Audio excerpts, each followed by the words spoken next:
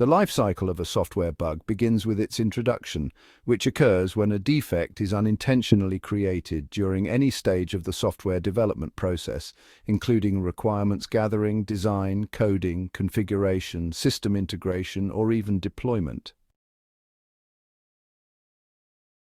Bugs may originate from various sources such as incomplete or ambiguous requirements, incorrect business logic, coding errors, environmental differences between development and production, external system failures, or overlooked edge cases. Often defects are injected due to tight deadlines, poor communication between stakeholders, or a lack of sufficient peer reviews.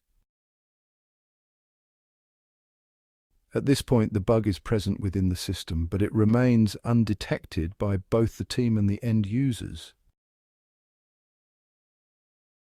The next stage is detection, wherein the defect becomes visible through testing or operational use. Bugs can be discovered during different layers of validation, such as unit testing, performed by developers on individual components, integration testing, focusing on the interaction between modules, system testing, validating the end-to-end flow, or acceptance testing, ensuring the system meets user requirements.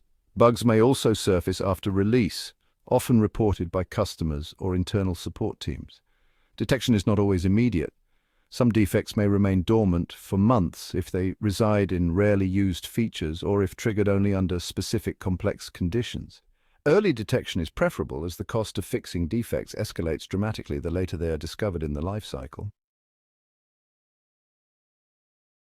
Once a defect is detected, the process moves into the bug reporting phase. It is critical at this stage to capture as much contextual information as possible to enable efficient diagnosis and correction. A comprehensive bug report includes a unique identifier, a summary and detailed description, reproduction steps that reliably trigger the issue, observed versus expected results, screenshots, error logs, stack traces, information about the test environment such as browser versions, device types, server configurations, and a categorization of the bug's severity and priority. Severity reflects the impact on system functionality. For example, data loss is severe, while cosmetic misalignment is minor. Priority dictates the urgency of resolution from a business perspective. In organizations practicing Agile, teams often define definition of ready criteria for bug reports to ensure high-quality entries.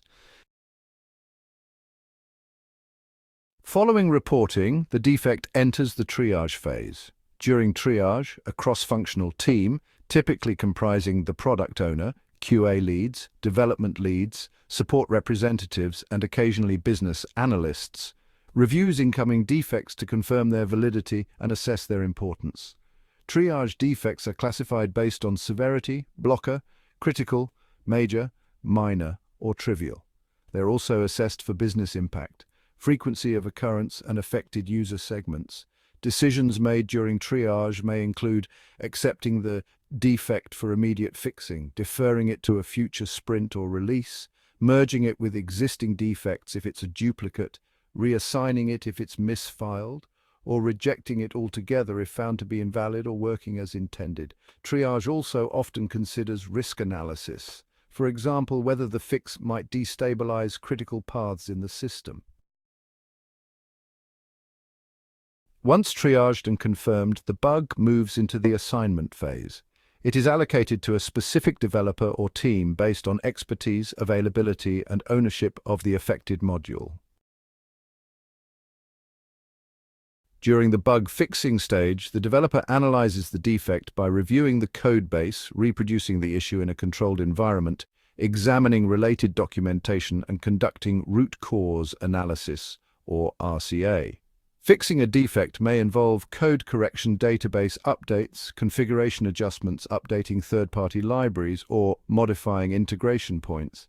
Developers typically create new unit tests or adjust existing ones to capture the corrected behavior and prevent regressions. Before considering the defect fixed, developers perform local validation to ensure that the change solves the problem without introducing new issues. The defect then advances to the verification stage, where the QA team re-executes the originally reported steps in a clean, controlled environment. Verification ensures that the issue has been effectively resolved, that the system behaves according to the expected outcome and that no unintended side effects have been introduced elsewhere, a process known as regression testing. In more mature environments, automated regression suites, smoke tests, exploratory testing, and performance validation may be employed alongside manual validation to ensure comprehensive coverage.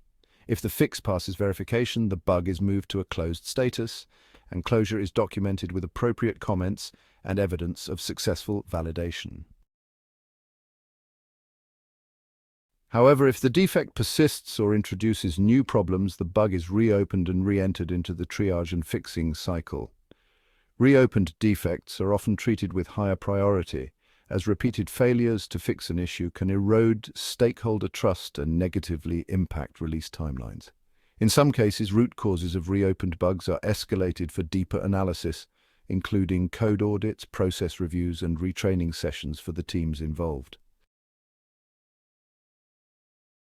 In highly disciplined teams, once bugs are closed, there may also be a post-closure analysis or retrospective phase.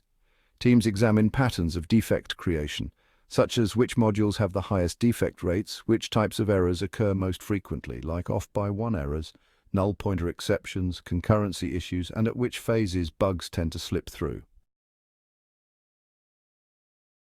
Insights from this analysis drive continuous improvement initiatives like enhanced peer code reviews, better requirements, clarification workshops, expanded automated testing, improved static code analysis practices, or even architectural redesigns. In safety-critical industries such as aerospace, healthcare, and automotive, such lessons learned are formally documented and fed into process updates and compliance reports. Throughout the entire life cycle, effective communication, traceability, ownership, clarity, and continuous feedback loops are critical to ensure that bugs are resolved promptly and do not compromise system quality, user satisfaction, or organizational reputation.